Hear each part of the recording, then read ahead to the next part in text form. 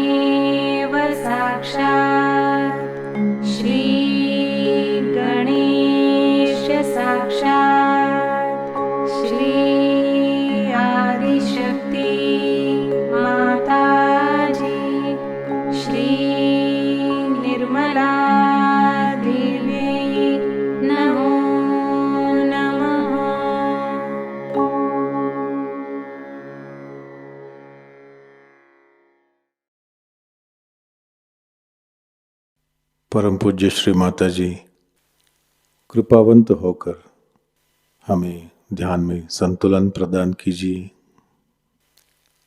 इस संतुलन की अवस्था में हमें ध्यान का आनंद मिले, निरानंद मिले, ऐसा आशीर्वाद हमें दें। परम पूज्य श्री माता जी, आपकी कृपा में इस संतुलन की अवस्था में हम अपनी ध्यान की गहराई में उतर सके, ऐसी स्थिति हमें प्रदान कीजिए।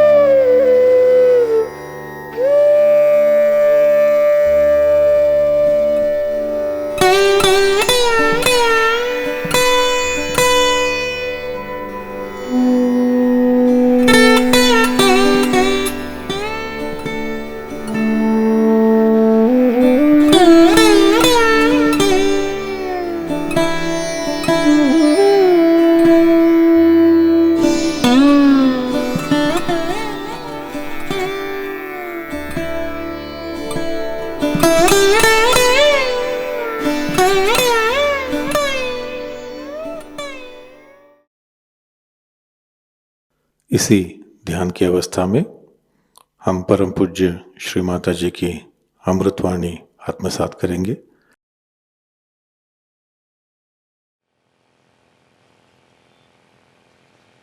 सत्य को खोजने वाले आप सभी साधकों को हमारा नमस्कार।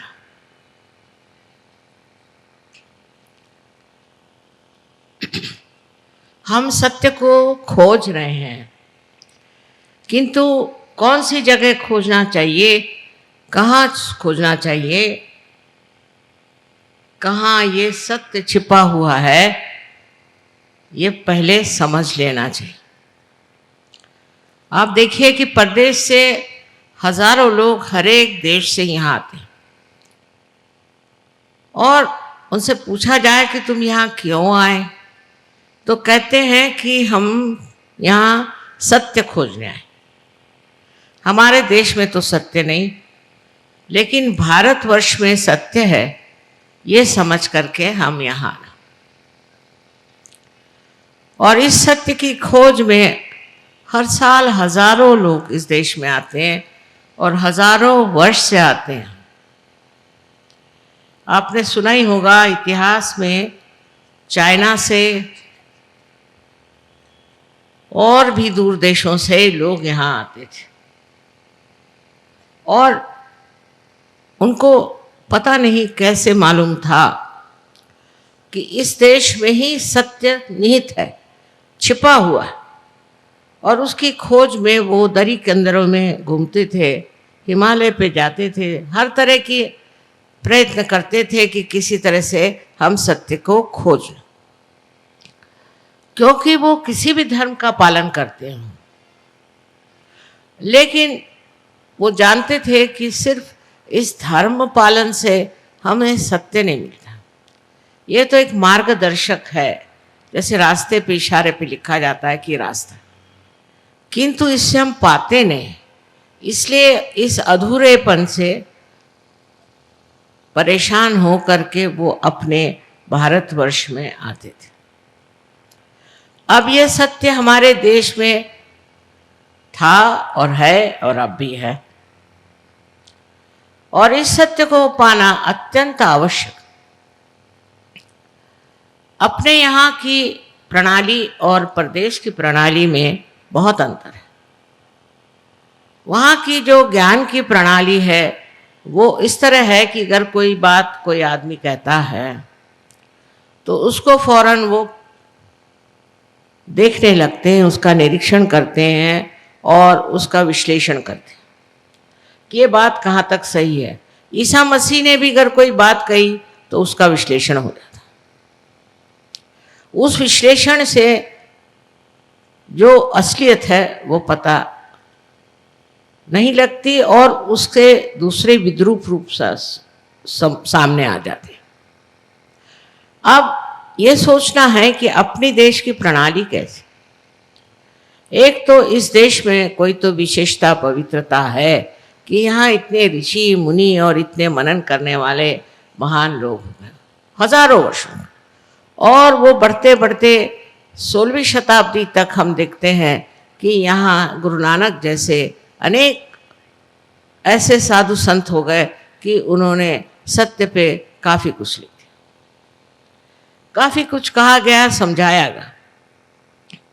लेकिन हमारी जो प्रणाली है वो इस तरह की है कि जो ऐसे पहुँचे हुए पुरुषों ने लिखा है उसका हम वहाँ पर नहीं करते, उसको हम डिस्कस नहीं करते, उसको हम शास्त्रीय दृष्टि से नहीं देखना चाहते, क्योंकि वो पहुँचे हुए लोग हैं, वो ऊंची स्थिति पे हैं। वहाँ से उन्होंने अगर कोई बात कह दी तो उसको हम मान्य करके उस रास्ते पे चलते हैं।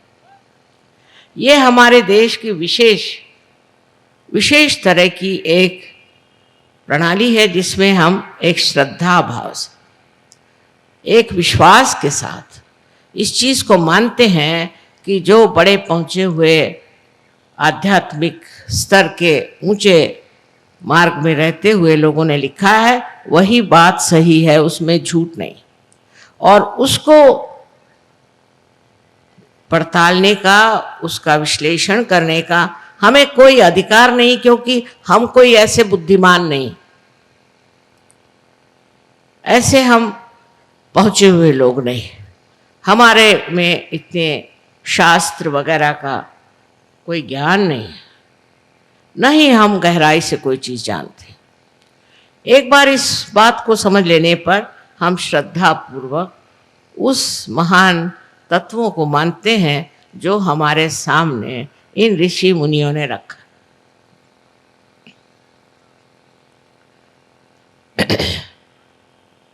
विदेश में भी मैंने देखा कि बड़े बड़े वहाँ पर सूफी लोग हो गए और उन्होंने बिल्कुल सहज की बातें करी, बिल्कुल सहज की ही बात करी, लेकिन उनको कोई मानता नहीं है। सूफियों को उनकी मान्यता बहुत ही थोड़े से लोग उनको मानते हैं और सिर्फ उनकी कविता पढ़ के बड़ा मनोरंजन कर लेते हैं, पर उन्होंने जो कहा उस मार्ग पे नहीं चलते। ऐसे हर एक देश में भी बड़े बड़े सूफी हो गए हैं। इंग्लैंड जैसे देश में भी विलियम ब्लेक जैसा एक बड़ा भारी संत हो गया, लेकिन उसकी बात कोई नहीं मानते हैं। और हमने तो कभी कॉलेज में भी उसका नाम नहीं सुना था, लेकिन हम जानते थे कि वो है। जब लंदन गए तो पहली मर्तबा हमने उनकी किताबें खरीदी। उसका कारण यह है कि विलियम ब्लेक पागल है, जितने भी सूफी थे सब पागल है, मतलब अपने ऋषि मुनि भी पागल है इनके हिसाब किताब से। इस तरह की जो अहंकारिता प्रदेश में है वो इस देश में नहीं थी ऐसा कहें, क्योंकि अब तो हम बिल्कुल परदेशी हो रहे हैं।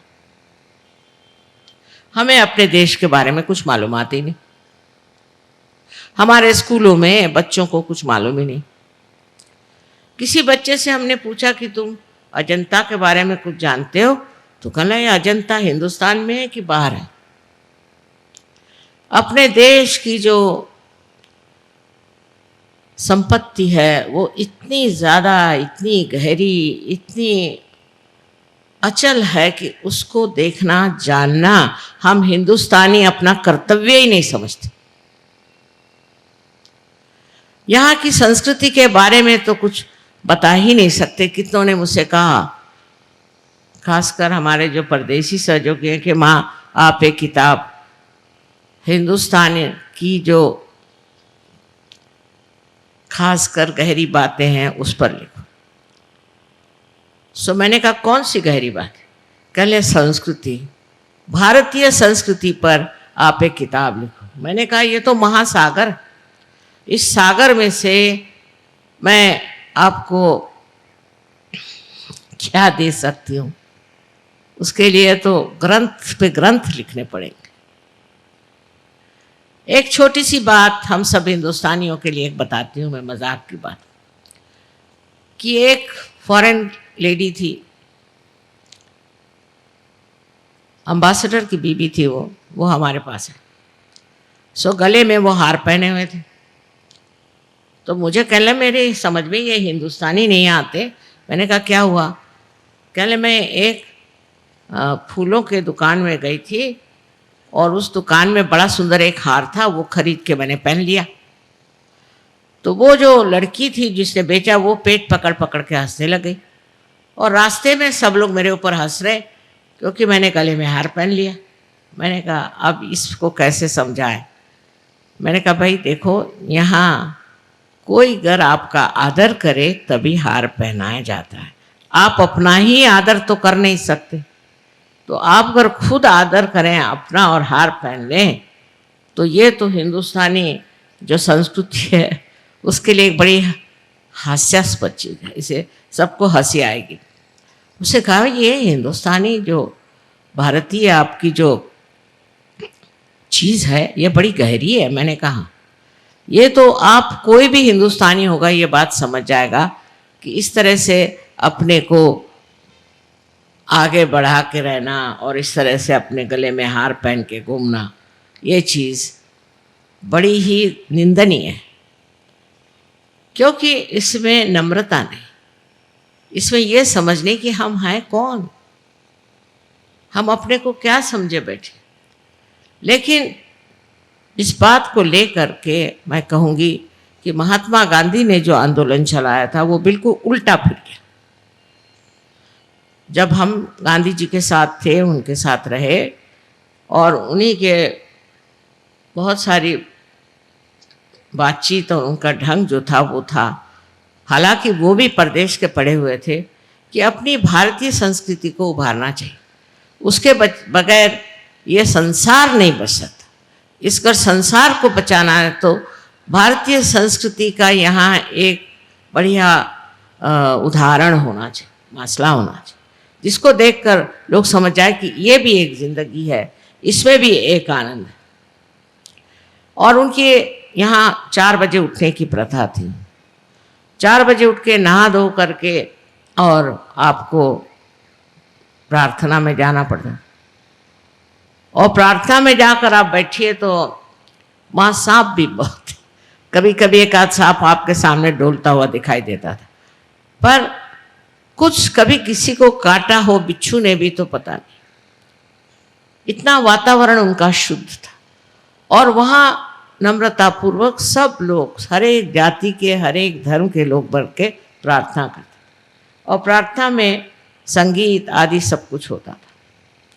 और उन्होंने जो भजनावली भी लिखी, आश्चर्य की बात नहीं है, क्योंकि मैं इस बात को जानती हूँ कि वो कितने आध्यात्मिक थे, कि सारे कुंडलिनी के ही चक्रों पर उन्होंने एक के बाद एक, एक के बाद एक के बाद इस तरह से सारे श्लोक लिखे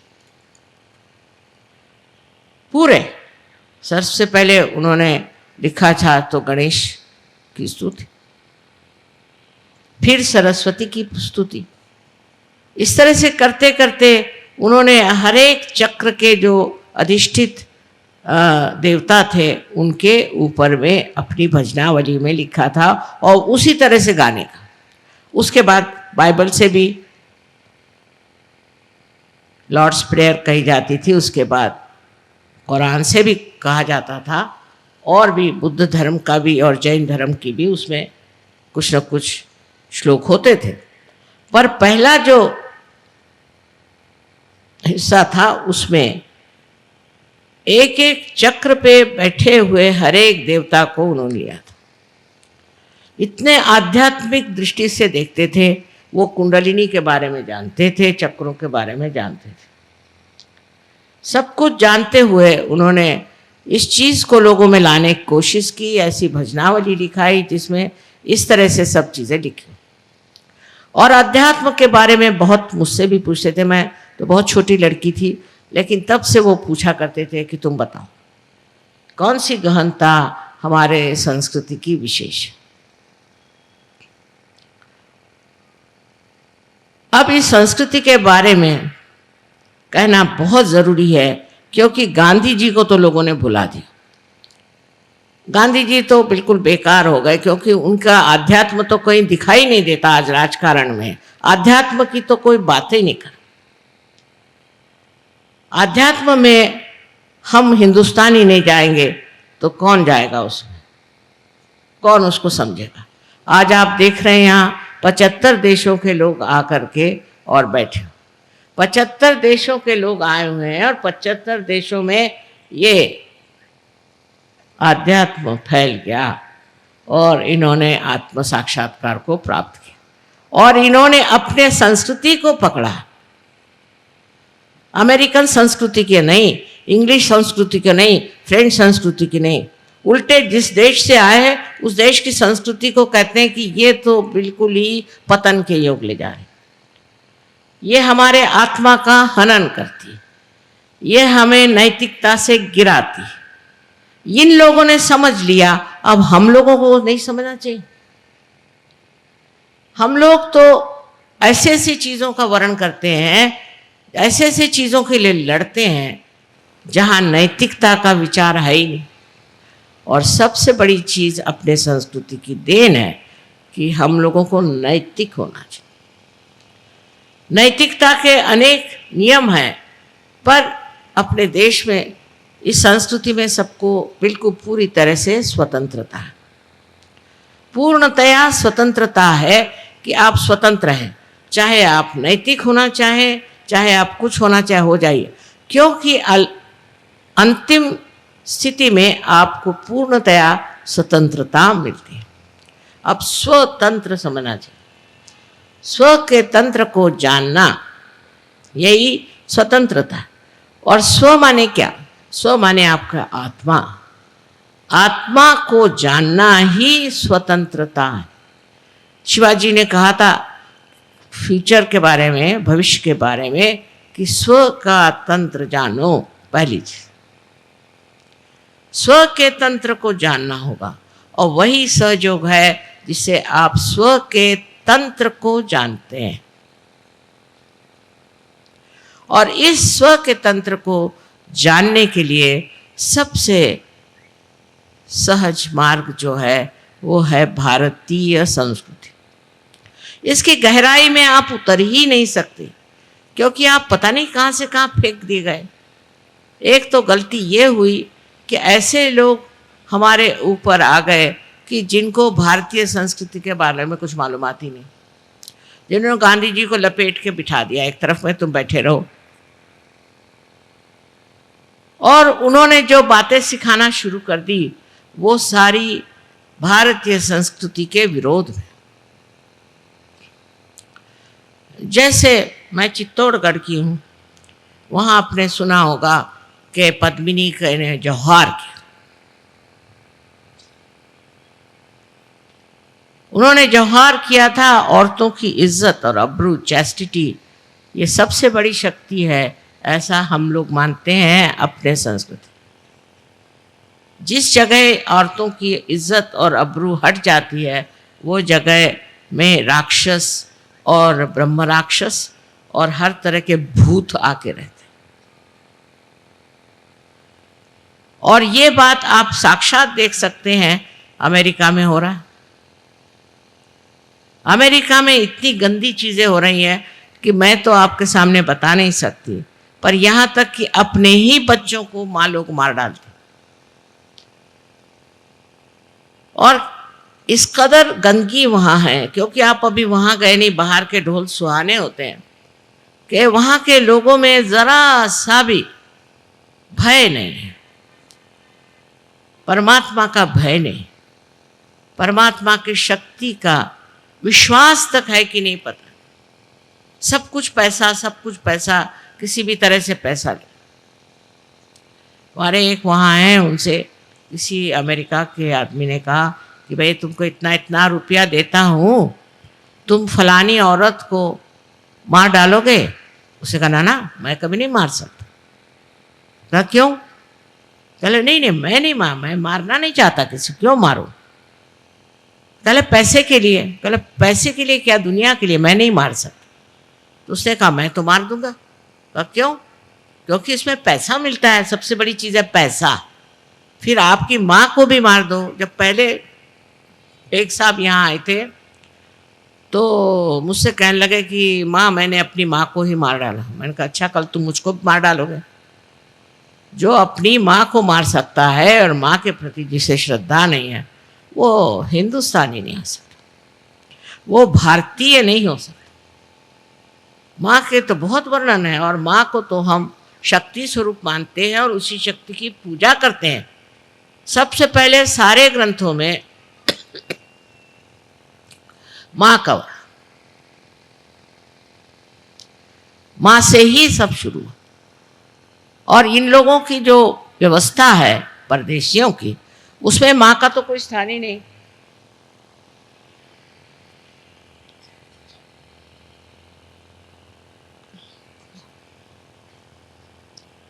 बहुत से देशों में तो देश का नाम भी बाप के नाम से, जैसे हम लोग भारत माता कहते हैं तो वो अपने देश को कहते हैं कि ये तो पुरुष है।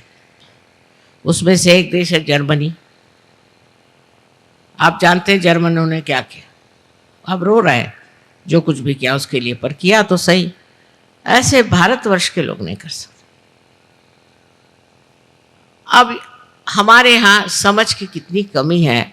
एक किताब मैंने देखी जयपुर पे, वो जयपुर का कोई होएगा, उसने लिखी होगी। मुझे हैरानी हुई कि वो कहता है कि जो जौहर पद्मिनी ने किया था मेवाड़ में, उसकी जगह अच्छा था कि वो खिलजी के चरणों में चली जाती, उसकी दासी हो जाती, तो ये झगड़ा ही ना खड़ा होता। 32,000 औरतों को जला दिया, ये कौन सा उन्होंने बड़ा काम किया? देखिए अकल की कहाँ पहुँचती है। उससे अच्छा था कि सबसे आप समझौता करते। अंग्रेज़ों से लड़ने की क्या ज़रूरत थी? उनसे समझौता करते, सबसे समझौता करके रहते तो अभी तक इतने लोग नहीं मरते। और जी कर करते क्या? इतने लोग अगर जीते भी तो करते क्या? क्या उनमें चीज़ें? आज जी रहे ना हिंदुस्तानी, इतने कर क्या रहे? क्या ये प्राप्त करने वाले? पैसा पैसा पैसा, इनकी भी खोपड़ी में घुस गया। और उसके लिए हम अपनी सारी जो मूल्य हैं उनको बेच डालें, उन सब मूल्यों को हम सत्यानाश कर दें जिसके सहारे हम जी रहे हैं। और आपको पता होना चाहिए कि सारी दुनिया आपकी तरफ आंख लगाए बैठी कि आप कौन से मूल्यों पे उठने वाले हैं, कौन से मूल्य से आप जगने वाले हैं। कोई भी आपको बेवकूफ़ बना दे, आप बेवकूफ़ बन जाते हैं। अंग्रेज़ों ने बेवकूफ़ बनाया, अब और बेवकूफ़ बनिए। अनैतिकता को फैलाना जिनका काम है वो भारतीय नहीं हो सकते, क्योंकि नीति के सिवाय आप उठ नहीं सकते। नीति के सहारे आप उस परम को पा सकते। अगर आपने अंदर नैतिकता नहीं बैठी हुई तो आपका उद्धार हो नहीं सकता। आप नर्क में जाएंगे और आपका देश भी नर्क में जाएगा। जो लोग अनैतिकता को लेते हैं, जैसे देखा है हमने कि उन्होंने वहाँ पे हर तरह की स्वतंत्रता दे, अमेरिका किसी तरह से पैसा कमाना, फिर औरतें अपनी इज्जत बेचे चाहे शराब के आप गुत्ते खोलिए, चाहे कुछ करिए, किसी तरह से पैसा कमाना है। और पैसा कमा करके ये नए अमेरिका का देश है का, आपको पता है सब पे कर्जा है, उस देश पे कर्जा है। हमारे यहाँ से इतने लड़के वहाँ गए, इतने पढ़े लिखे, मैंने कहा यहाँ आए क्यों? कल यहाँ बड़ी तनख्वाहें मिलती थी, पैसा मिलता था इसलिए आए। अच्छा, अब पैसा गया कहाँ? सब पे क्यों इतना कर्जा है? हर एक बच्चे पर कर्जा। मैंने कहा भाई ये हिंदुस्तानी होकर तुम्हारे ऊपर कर्जा क्यों हुआ? सोचने की बात है कि आप बड़े भारी इंजीनियर हो गए, डॉक्टर्स हो गए, चार्टर्ड अकाउंटेंट हो गए, और यहाँ कर कर्जे में बैठे हो कि अब तुम वापस नहीं जा सकते। कल यहाँ पे जो लाइफस्टाइल है, यहाँ के जो रहन सहन है, उसमें तो कर्जा हो ही जाता। बेवकूफ़ जैसे वो लोग भी वहाँ ऑर्डर दे के ये चीज़ मंगा, वो चीज़ मंगा, और वो कार्ड रखते हैं, कार्ड, और सब कर्जे में है, किसी के पास कुछ पैसा नहीं। आप गए वहाँ और वहाँ जाकर आपने कर्जा कर लिया, फायदा क्या? कुछ कमाया नहीं, कुछ नहीं, और वहाँ आप कर्जे में बैठे हुए हैं। हाँ, बड़ा बढ़िया आपके पास आलीशान सोफा होएगा, कारपेट होएगी, ये होगा वो होगा, पर सब कर्जे से। और वहाँ कर्जा करना कोई बुरी चीज़ समझी ही नहीं जाती, तो आप कर्जे पे कर्जा करते जाओ। ऐसी संस्कृति जहाँ अनैतिकता इतनी हो, वहाँ होना ही है। इसको अलक्ष्मी कहते हैं, अलक्ष्मी का कोप, कि दिखने को ऊपर से तो दिखाई देता, अंदर कुछ नहीं, अंदर कर्जा। और हम उनसे क्या सीख सकते हैं?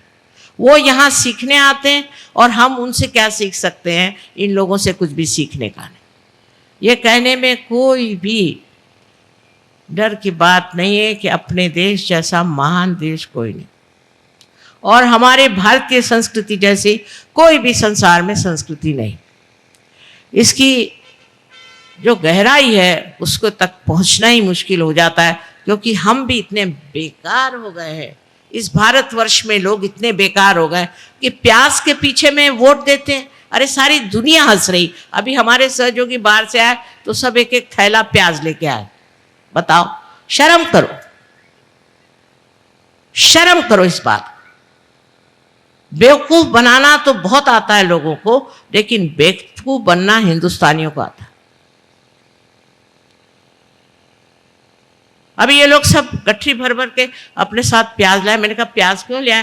कल आपके देश में प्याज की इतनी कमी है कि सरकार बदलना चाहते हैं। मैं कहा है ये तो है, एक बात हो गई, लेकिन अब तुम शर्मिंदा मत करो हमें।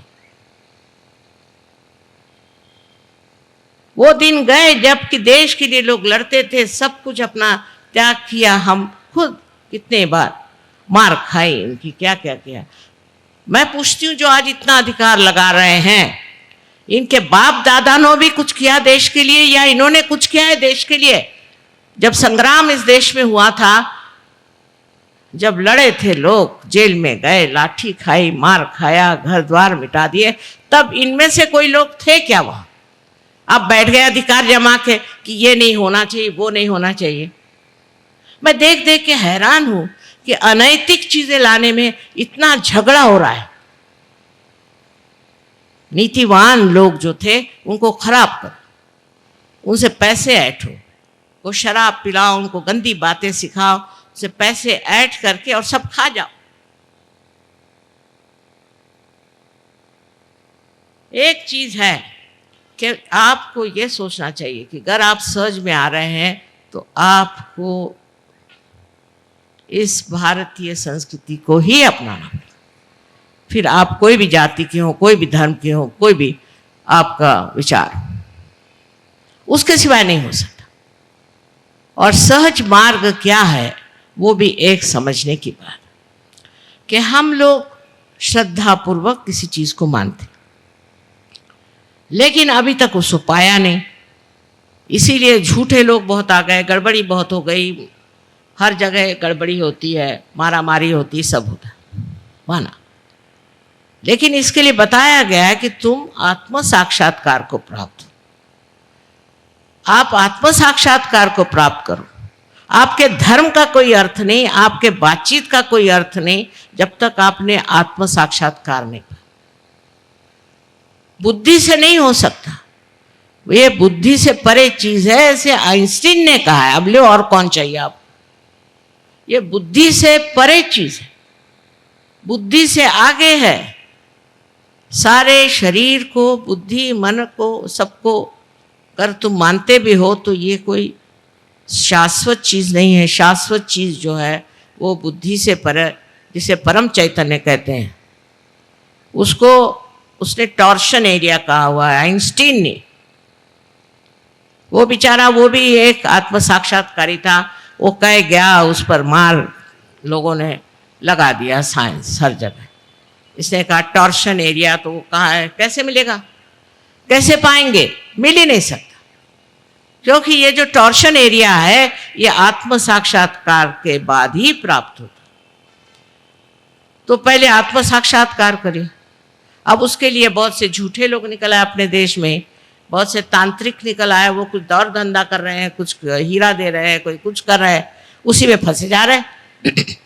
ये आत्म साक्षात्कार को प्राप्त करना सहज मार्ग से बहुत ही सुलभ हो गया, सबको बहुत आसानी से मिल सकता। इसमें कोई भी ऐसी बात नहीं कि आप सर के बल खड़े हो जाओ, कि आप घर द्वार छोड़ दो, आप बाल बच्चों को छोड़ दो, कोई करने की जरूरत है। आपके ही अंदर ये शक्ति है, या आपके ही अंदर त्रिकोणाकार अस्थि में ये शक्ति है। ये मैं कह रही हूं, ऐसी बात नहीं, अनादिकाल से यहां लोगों ने कहा है।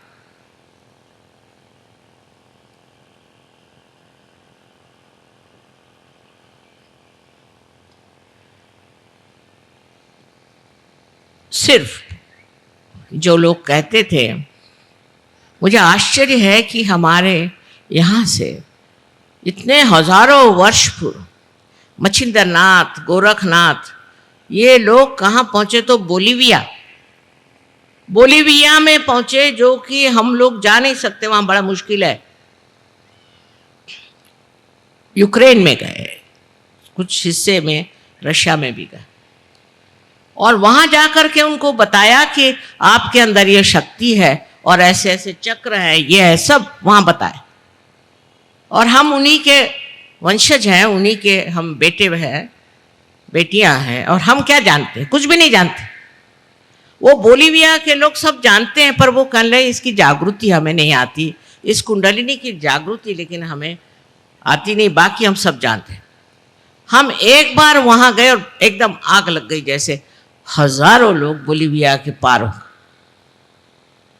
पर हमें तो वो ज्ञान भी नहीं और हम जानते भी नहीं। हमारे किताबों में इस मामले में कोई लिखता भी नहीं और न कोई बताता है।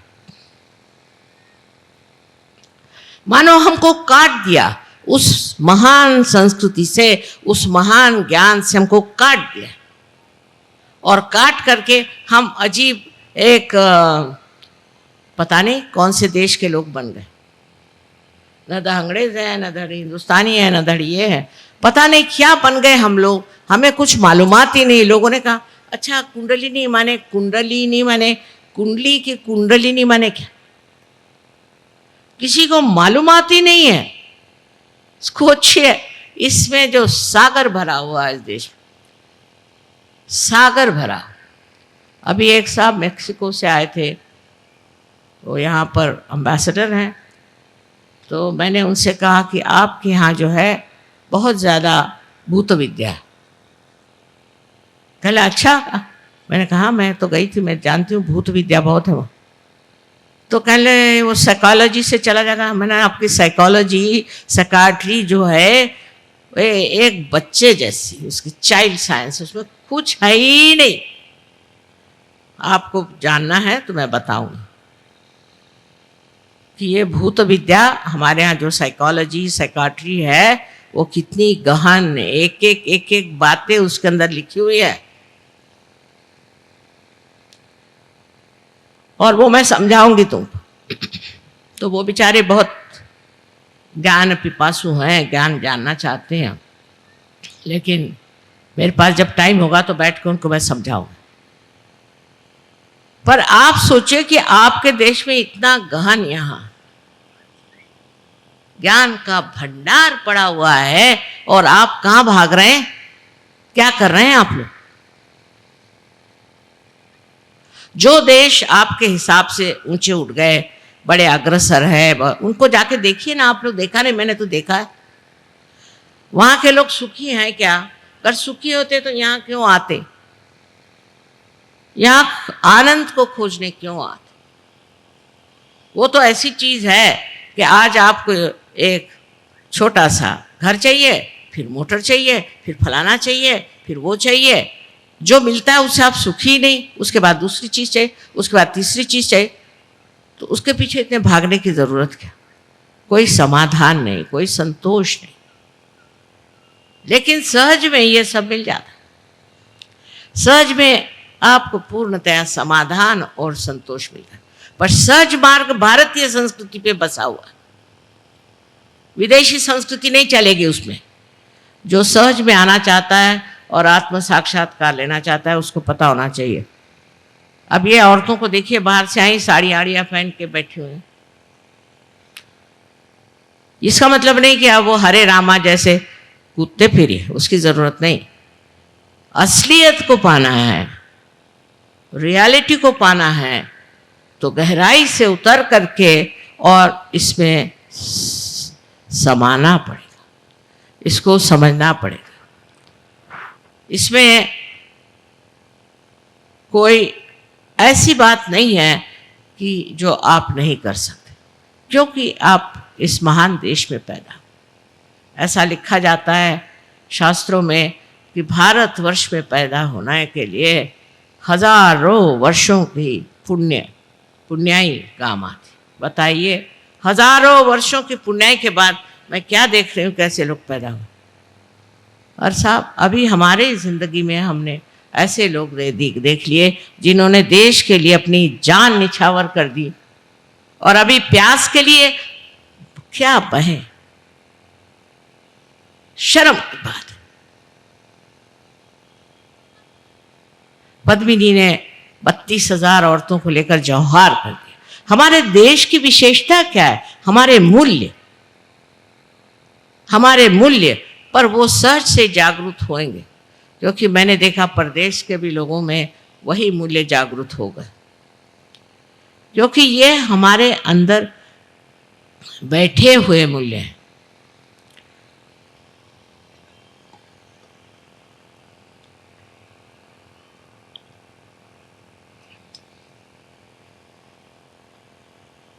जो जगमगा रहे हैं अंदर, जो अंदर प्रज्वलित हैं, जो सूर्य के जैसे चमक रहे हैं, ये सब मूल्य हमारे अंदर, और फिर इस पृथ्वी तत्व का इतना महत्व है।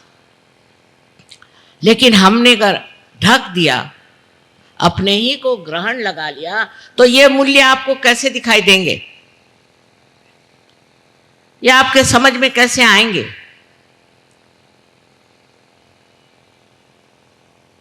कोई एक तरह का पर्दा हो तो बात करें। कबीरदास जी ने कहा था, बहुत सुंदर सब कुछ लिखा है उन्होंने सहज के बारे में, पर लोग समझ नहीं पाते, लोग नहीं समझ पाते। जैसे कि ईड़ा पिंगला सुख मन नाड़ी। अब लोगों का ईड़ा पिंगला क्या है? ईड़ा पिंगला चीज क्या है? उनको नर्वस सिस्टम मालूम है, ऑटोनॉमस नर्वस सिस्टम मालूम है, पर यही ईड़ा पिंगला और सूक्ष्म नाड़ी जो है वो है, ये नहीं मालूम। उसके बारे में कुछ जानते ही नहीं। उन्होंने लिखा, सैया निकस गए मैं ना लड़ी थी। तो हमारे लखनऊ में लोग रहते हैं, उनको मैं कहती तुम लोग दिल फेंक बहादुर हो। तो वो सैया को सोचते हैं कि सैया माने उनका कोई तो भी लवर या कोई प्रेमी है, वो निकल गया, वो नहीं रोई। मैंने कहा, कबीर को ये सबसे करना क्या है? वो क्या रोमांटिक थे क्या? उन्होंने ये कहा कि मेरी जिंदगी निकल गई, मैं मृतप्राय हो गया, तो भी मैं उससे लड़ा नहीं, मृत्यु के साथ मैं लड़ा नहीं। तो वो आप सोचिए कि विपर्यास हमने कितना कर दिया, कितना उसको बदल दिया, परवर्ट कर दिया कि जैसे सुरती चढ़े कमान। ये कुंडलिनी को सुरती कहने वाले कबीर को, हमने सुरती को, बिहार में सुरती कहते हैं तंबाकू को। बिहार का जो हाल है सो देखिए, एक एक बिहार में महान लोग हो गए, बुद्ध हो गए, महावीर हो गए एक तरह से, और मेरे ख्याल से गुरु गोविंद साहब का भी मैंने वहाँ देखा है। इस तरह से अनेक वहाँ पीर हो गए, कितने लोग हो गए उस बिहार में। जैसे कि एक सरोवर में कमल उग जाए, अनेक कमल उग गए। अब उन्हीं का नाम ले करके लोग कहें कि साहब हमारे देश में तो ये कमल हुए थे, हमारे देश में वो कमल होते। आप तो कीड़े हैं अब भी उसी में, आप क्या बात कर। आपको कमल होना है तो सहज में उतरो। सहज में उतरना कठिन नहीं, सहज, पर सहज में रहना कठिन। आदमी को जो आदत हो गई इधर से खाना खाने की, वो ऐसे सादा खाना नहीं खा सकता।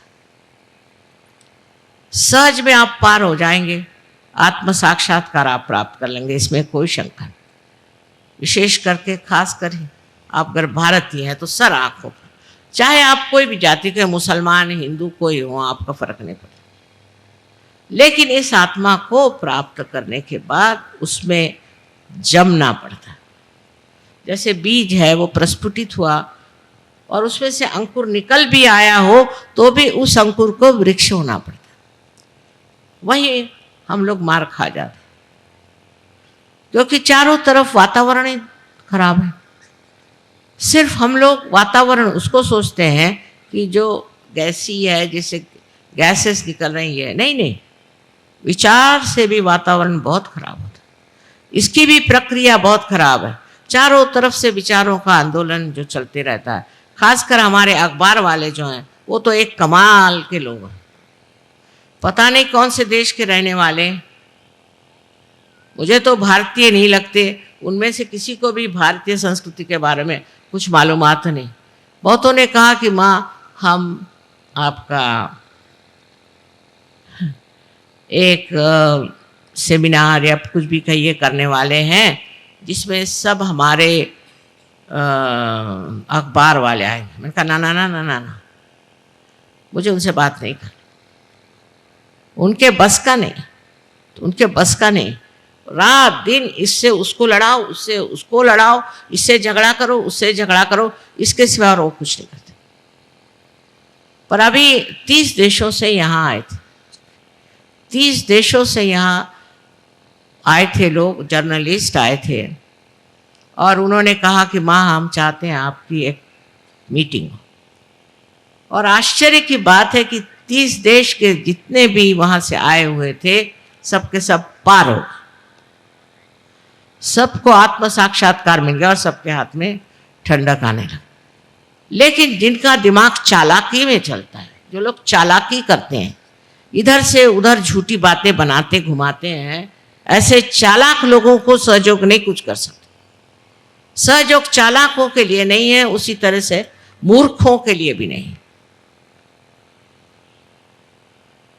जो आदमी चाहता है हृदय से कि हमें आत्म साक्षात्कार हो, वही प्राप्त कर सकता। फिर उसके बाद जिंदगी बदल जाती है, उसके बाद मज़ा आने लगता है, उसके बाद अनेक तरह के आशीर्वाद आप पे आते हैं और आप जानते हैं कि परमात्मा आपको देख रहा है, आपकी हर एक गतिविधि को संभाल रहा है, आपके हर एक मूवमेंट को संभाल रहा है, आपके साथ हर जगह खड़ा। नहीं तो लोग कहते हैं हम तो रोज़ मंदिरों में जाते थे और इतनी हमने पूजा करी, शिव जी हम पे खुश नहीं हुए, फलाना नहीं हुआ, ठिकाना नहीं हुआ, सबकी शिकायतें। अरे पर तुम्हारा तो संबंध ही नहीं हुआ उनसे। जब तक आपका संबंध नहीं हुआ, मस्जिदों में गए कहे हमारे घुटने फूट गए, शिव जी नहीं मिले, वहाँ पर हमको परमात्मा नहीं मिले, हमें वहाँ आशीर्वाद नहीं मिला, सुकून नहीं मिला। कैसे मिलेगा? क्योंकि वहां तुम्हारा कोई संबंध नहीं। कुरान को भी किसी ने पढ़ा नहीं है मेरे ख्याल से ठीक ठाक से। अगर पढ़े तो समझ में आएगा कि सारा सहयोगी वर्णित है उसमें। उनका खुद ही जो जिसे क़यामा कहते हैं, जिसको कहते हैं, वो किस तरह से ऊपर चढ़े और किस तरह से सफ़ेद घोड़े पे बैठ के ऊपर चढ़े, कैसे 7 स्तरों पे उठे, वो सारा सहयोग है। जो सच्चे होंगे वो सच्ची बात लिखेंगे ना, इधर उधर की उटपटांग बात क्यों लिखे। ये तो उन्होंने बाद में नीति बना दी कि ऐसे नहीं करो, ऐसे नहीं करो, लोगों को बचाने के लिए। क्योंकि अरबस्तान के लोग ज़रा उनको मालूमात नहीं थी नैतिकता। अपने भारतीयों को मालूम है ये चीज़ गलत है, ये चीज़ सही। हम लोगों को पता है।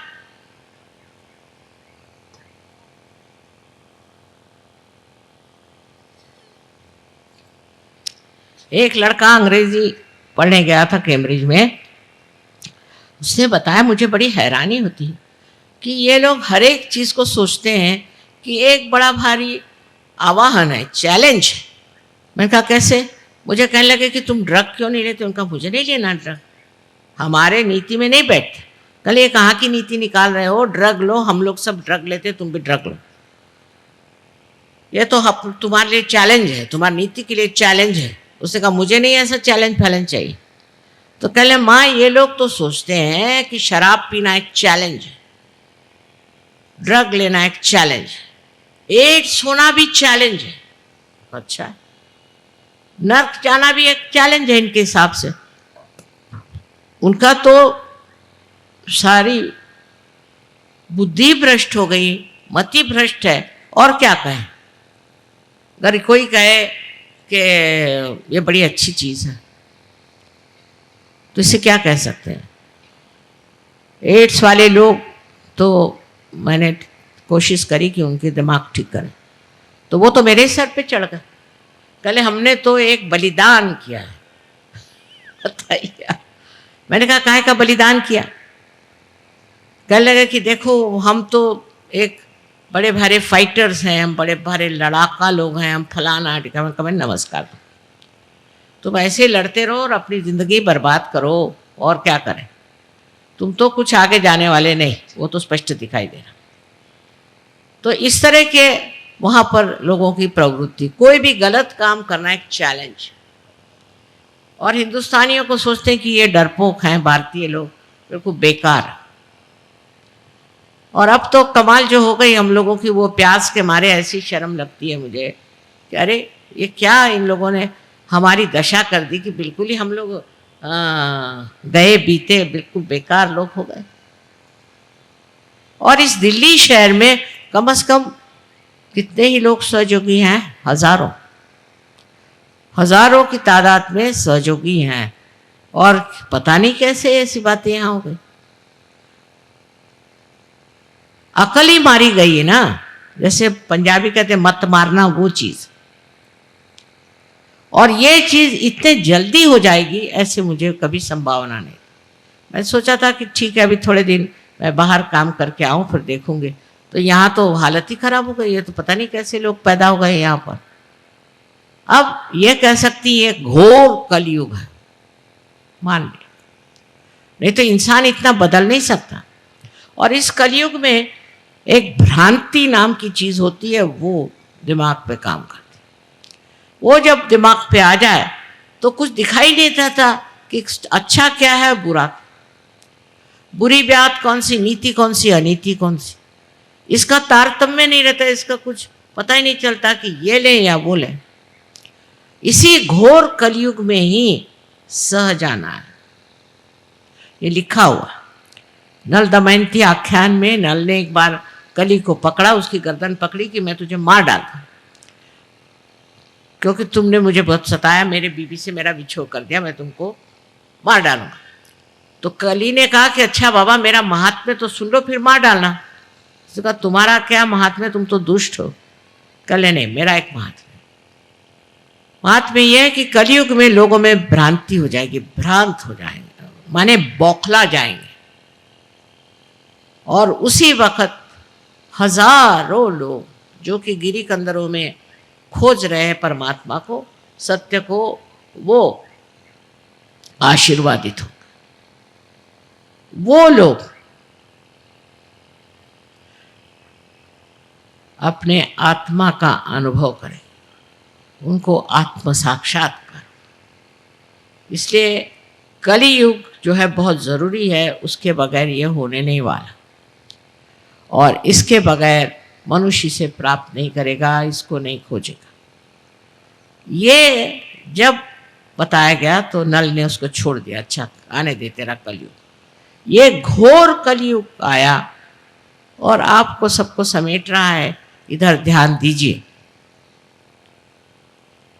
कौन से चक्कर में हम घूम रहे हैं, इसका विचार करना चाहिए।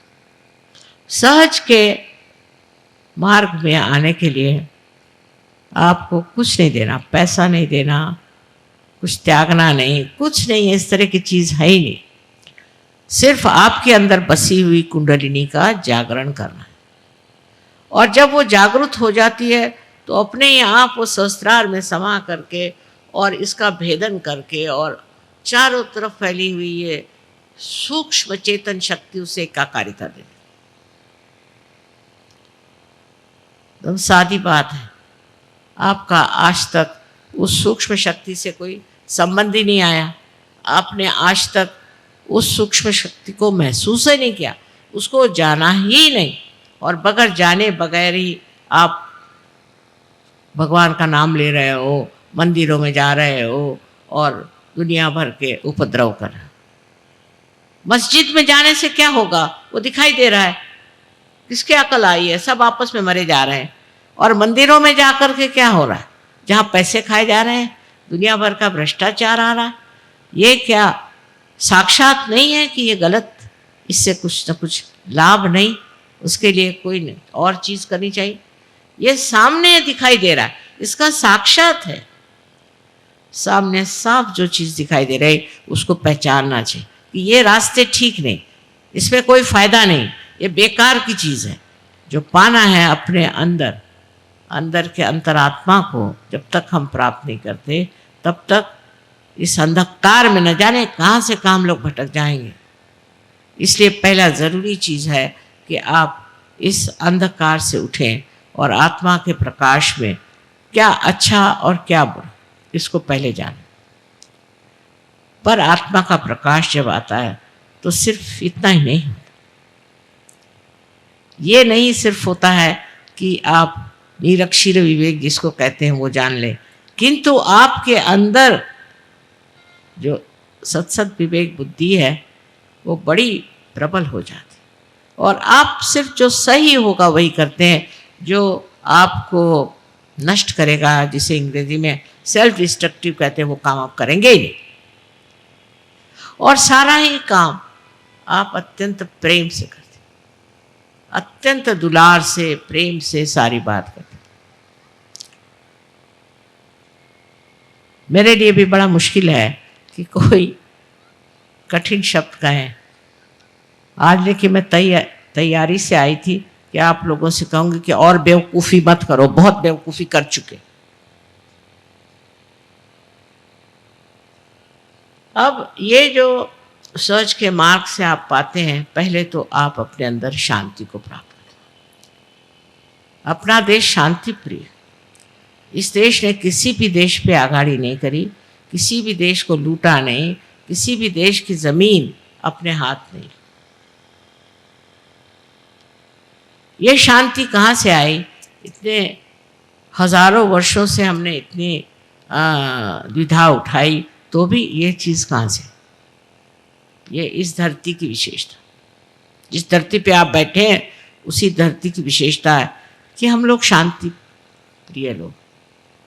अगर कोई हमारे ऊपर आक्रमण करता है, अटैक करता है, तो ज़रूर हम उससे लड़ेंगे, लेकिन किसी के यहाँ जा कर के और हम खुराफात नहीं करते।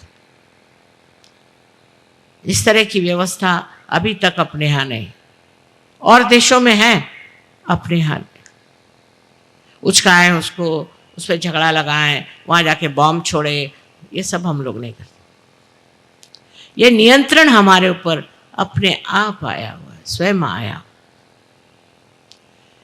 तो अंदर की शांति प्रस्थापित होती। फिर घरों में, अपने संसार में, अपना जो छोटा सा संसार है उसमें भी शांति है।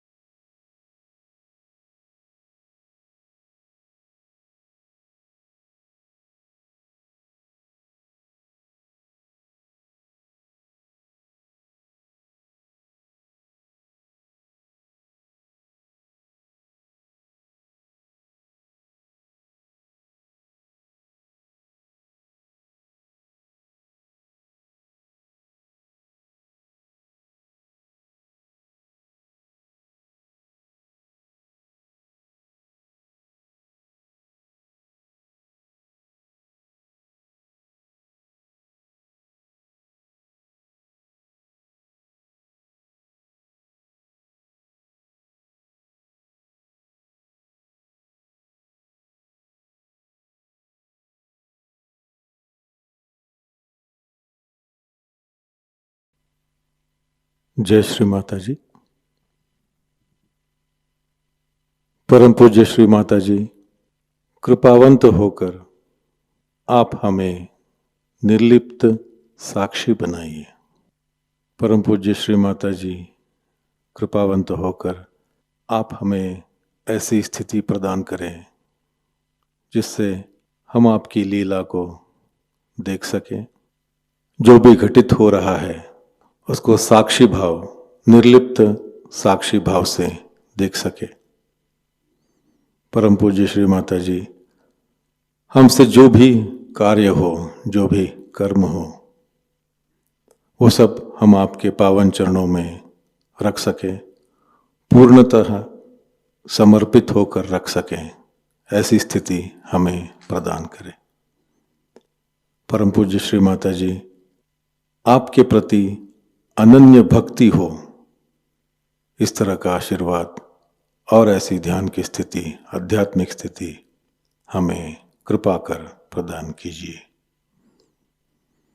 श्री माता जी, आपके पावन चरणों में हमारे कोटि कोटि प्रणाम। कलेक्टिव बंधन।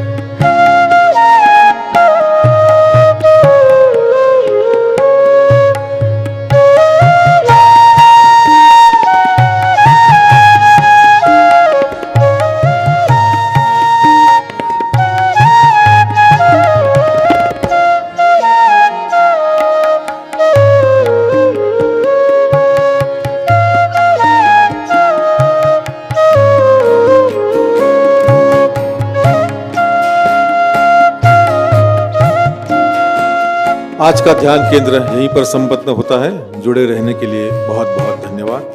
जय श्री माता।